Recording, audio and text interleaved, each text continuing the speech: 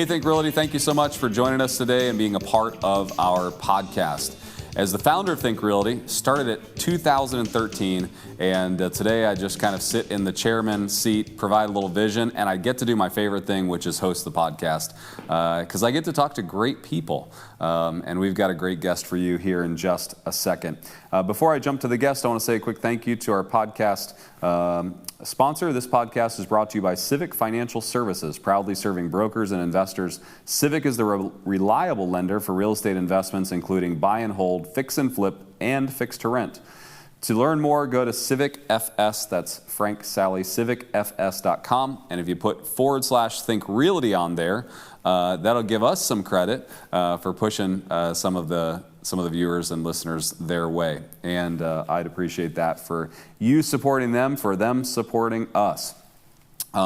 I don't know about you, but in the real estate space today, my eyes and ears are open for opportunities to gain more return. As an avid real estate investor, I've invested in over 4,000 doors in my investing career, third generation real estate. This is my third cycle of real estate that I've invested through. I'm keenly aware of which properties are returning and which ones are not, and how to get more out of my properties. And I think Angela Healy will help us with just that conversation today. Angela, thank you so much for joining us on the show. Thank you so much for having me. I really appreciate it. Absolutely. She's coming live to us from Denver, Colorado today, and I appreciate you being a part. So the topic of conversation today is corporate housing. But before we jump into corporate housing and how they can make additional profitability on their rentals by going this direction, I want you to just kind of give me your background. I'd like to hear more about you. Absolutely. How did you get into real estate? Did you choose real estate? Did real estate choose you? How did this happen? Real estate definitely chose me. My parents had rental property when I was in elementary school. And they used that rental property to put all 4 children through private college. And so I definitely saw the benefits of having that additional passive income other than just having your normal job.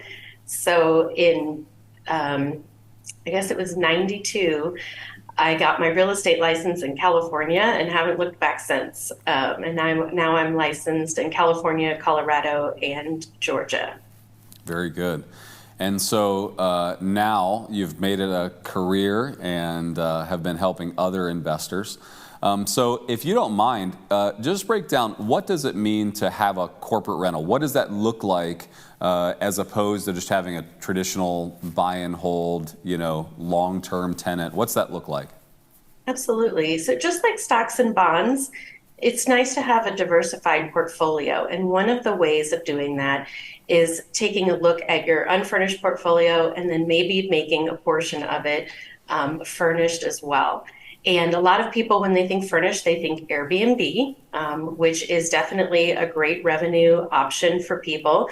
But we're here to talk to you a little bit about being smarter with your time and also looking at what we call the sweet spot of fully furnished rentals. With Airbnb, you can certainly make quite a bit of money if you're putting the property in the exact right spot. That's a vacation hotspot year-round, but you're turning that property quite a bit. Maybe the average stay is 3 nights, or maybe you're lucky and you get 7 nights. The nice thing about corporate housing is that we are renting to large corporations that are relocating people or bringing people in on assignment. They're here for 30 days or longer. And with Avenue West, our average stay is 99 days. So we're turning the properties about 4 times a year. So it's a lot less work than the Airbnb flips that you're doing all the time.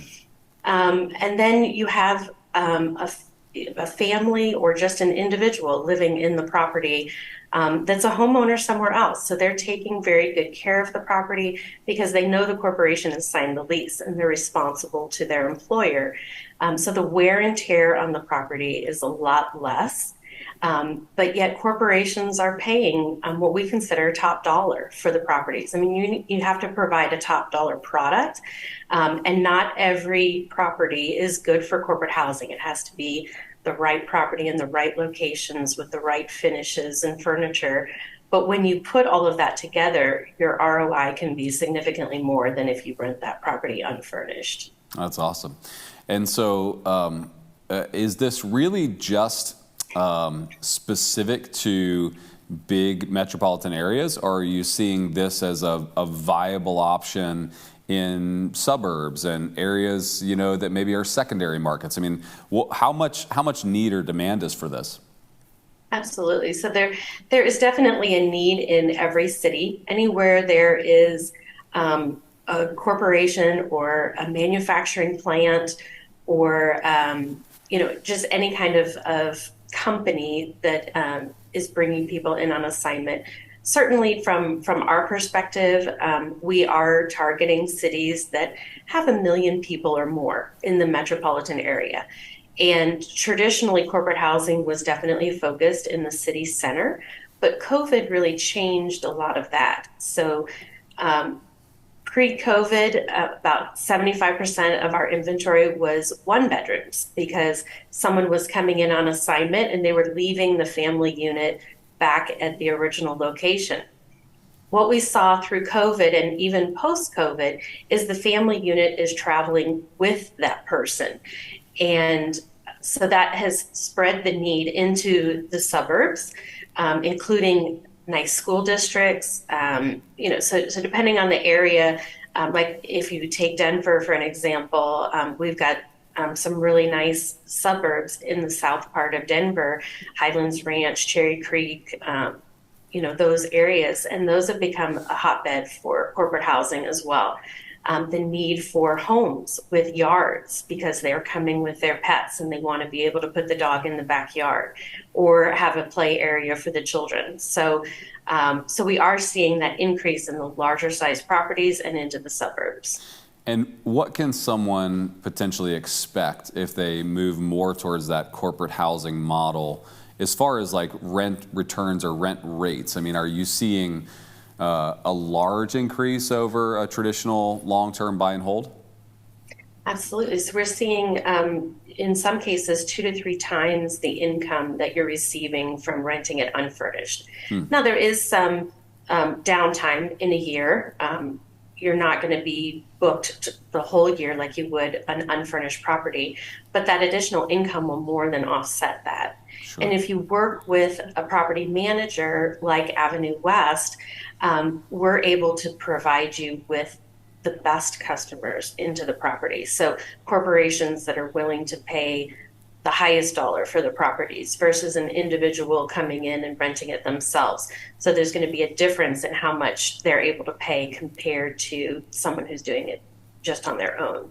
I know there's probably lots of people out there that are watching the podcast or listening, and they have Airbnbs, they have long-term rentals, and they just maybe don't know how or if their property really qualifies or makes sense. Do you mind just talking about the services of Avenue West and what you provide and how they could engage to determine if their property makes sense for a corporate rental? Avenue West is a franchise of real estate brokerages. So currently we're in 16 cities across the US and are growing pretty rapidly. So if you happen to be in one of the cities where we have an office, we would manage the property for you, meaning that we would do all aspects of it. So we would get it ready for a tenant to arrive, make sure it is up to the standards that we require and that we've committed to our corporate clients that the property would be in. Then we've moved the tenant in. If they have any questions during their stay, we're the ones responding to those tenant needs, or light bulb goes out on the internet. We're the ones there to do that for them. And then when they move out, we're doing the full move out inspection, move out clean, just making sure the property is in the same condition it was when the person moved in, and then getting it ready for the next tenant and rent it out for the next service. If you happen to be in a city where Avenue West is not currently, we'd still love to hear from you because we, like I said, we are growing in multiple cities.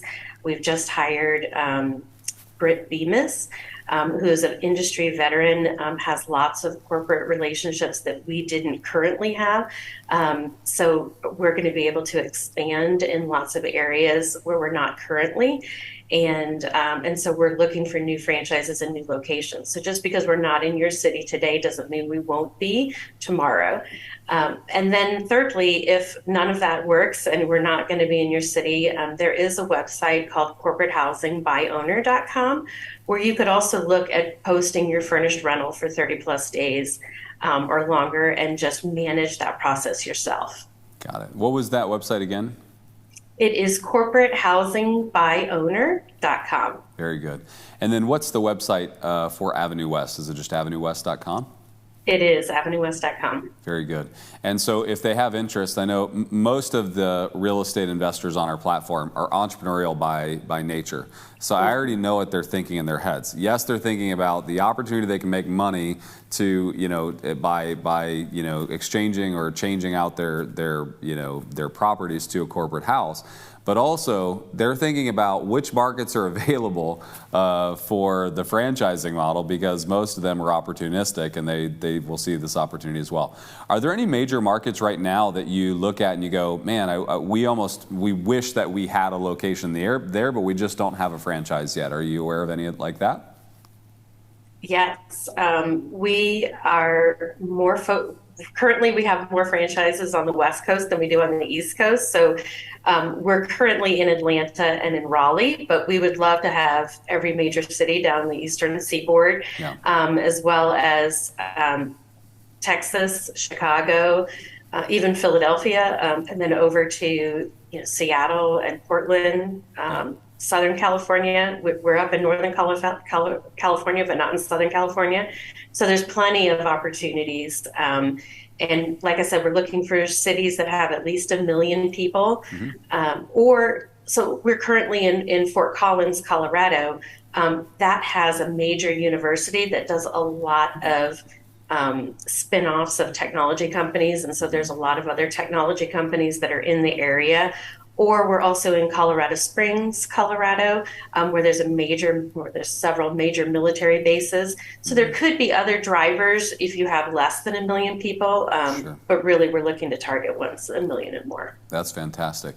I love the model for sure, and I love that you provide that as a service.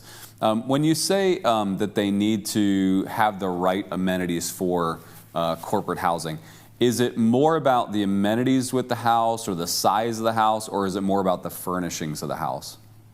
It's the furnishings and the finishes and the neighborhood that it's in. If we're getting top dollar for a property, I was speaking to a property owner just a few days ago, and they had the perfect property in a transition neighborhood. So the very next door neighbor was still, a 1950s. It wasn't run down, but it wasn't a rebuild like theirs was. And so that affects the properties as well. Someone's not going to pay $10,000 a month for a 3 or 4 bedroom home if everything around it is not similar like it. So the transition neighborhoods are a little bit harder. But certainly if you get into the transition neighborhood, you do it unfurnished for a little bit, and then the rest of the neighborhood built into it, then you could flip it into a corporate rental. So it's just a matter of timing. That's awesome. So you're thinking more of a Class A, neighborhood that has high-end furnishings and things like that. That's awesome. Well, very good. I think you've probably provided a lot of food for thought for the real estate investors, because this is an area that we really don't talk a lot about. However, I do have some friends that make great money with corporate housing. I've never jumped into that. I've got Airbnbs and buy and holds and apartments and everything else, but I probably need to consider this as well. And one other trend that we're seeing at the moment, especially with the real estate market kind of taking a dip here at the end of 2022, we had a lot of people that were doing fix and flips, and they got stuck with the property where they couldn't sell it for a profit. And so we have put those as corporate rentals, and we're kind of helping them bridge that gap to the point where maybe this spring, or maybe this summer, or maybe next year, the real estate market will catch back up to it, and then they don't have to have that carrying cost every month. They're able to support the property, and we're able to bridge that gap for them. So we're seeing quite a bit of that right now as well. That makes perfect sense. It's funny, I just recently left my home in Atlanta. It's 100% furnished, sitting vacant. And I moved to Florida, and it's in the end, it's like, well, I was just kind of waiting to see what the market does, and before I decide if I want to sell it or not, it's like, and it never dawned on me that might be a perfect corporate rental, but it very well could be, and we have an office in Atlanta, so I'd love to put you in touch with them. That would be great. We'll definitely get your information after the podcast. So if they go on there, they go to Avenue West. They can see what market you're in, what market you're looking for. They can reach out to someone local to see if their property is one that potentially qualifies or makes sense as a corporate rental. And I would encourage a lot of our real estate investors to consider this. With changing markets, we have to have our eyes up. We have to have our ears open. We have to make sure that we're maximizing and using our property for the best possible use with the highest possible return. And sounds like this is a fantastic opportunity. Any last piece of advice for real estate investors out there? I guess one other thing that we're seeing is a lot of the municipalities are changing their laws regarding Airbnbs. So you might have a fully furnished rental in a downtown area where suddenly you're not allowed to do nightly.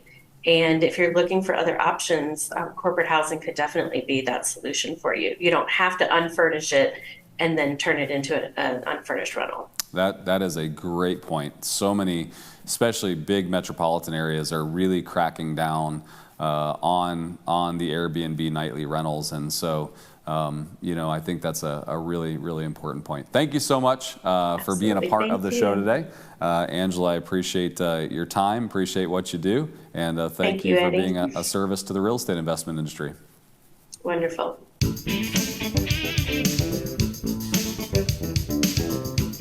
If you are watching this show, I want you to do something for me. I want you to go and visit our podcast sponsor. That is Civic Financial. Civic Financial proudly serves brokers and investors. Civic is the reliable lender for real estate investments, including buy and hold, fix and flip, or fix to rent.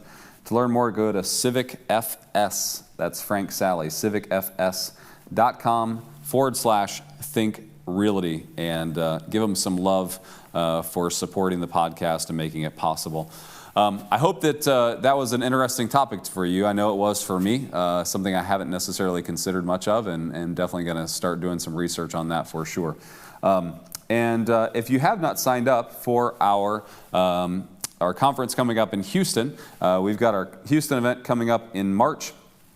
It is on, March 23rd and 24th in Houston. It's always a fantastic event. It's our third year, I believe, there, maybe fourth year. Time flies, but it's our third year for sure because COVID was 2020. But we have a great event in store for you. Lots of great guests, some amazing talent, some amazing people coming to speak to you, not to sell you something, but just to give you and kind of gift to you amazing content to help you along your real estate investment journey. If you will go on thinkrealty.com/events, you'll see the Houston event there, or just go to thinkrealty.com and in the navigation hit events. Click Houston, and if you use the word podcast, PODCAST, podcast, we'll give you a buy one, get one free on tickets. And I want you to come and see me and talk to me. I love talking to real estate investors. I'd love to get to know you. Come out, be a part of the event. I'll hang out with you for 2 days there, and we'll talk real estate and long-term wealth and creating legacy for our families. And we'll talk about some amazing opportunities we have coming up. I hope to see you in Houston. If you have any questions or if you need any help, comment below, and we'll make sure to help and guide you along the way, give you any resources you need to make your investing journey successful. Thank you so much for being a part of the Think Realty community. Have a great day.